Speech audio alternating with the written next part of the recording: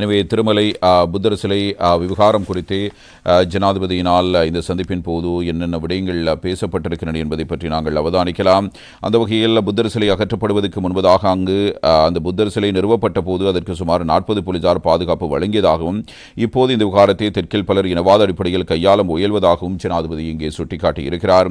அதேபோன்று சிங்களவர்கள் வாழும் பகுதிகளில் விகாரைகள் நிர்மாணிக்கப்படுவது குறித்தோ புத்தர் சிலைகள் நிறுவப்படுவது குறித்தோ எமக்கு எந்தவித ஆட்சேபனைகளும் இல்லை என தெரிவித்தவர்கள், இருப்பினும் சிறுபான்மையின மக்கள் செறிந்து வாழும் பகுதிகளில் இவ்வாறான நடவடிக்கைகளை முன்னெடுக்கப்படுவது ஏற்புடையதன்று என்று குறிப்பிட்டிருக்கிறார்கள்.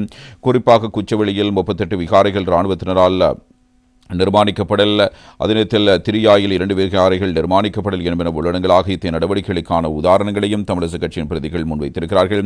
அதற்கு பதிலளித்த ஜனாதிபதி திருகோணமலை புத்தர் சிலை விகாரத்தை சட்டத்தினூடாக மாத்திரம் கையாள முடியாது எனவும், மாறாக மக்கள் மத்தியில் உளவியல் ரீதியான மாற்றம் ஏற்பட வேண்டும் எனவும் சுட்டிக்காட்டியதோடு எது எவ்வாறு இருப்பினும் இந்த விகாரத்துக்கு சுமூகமான முறையில் தீர்வு காணப்படும் என இவ்வாறு உறுதியளித்து பேசியிருக்கிறார்.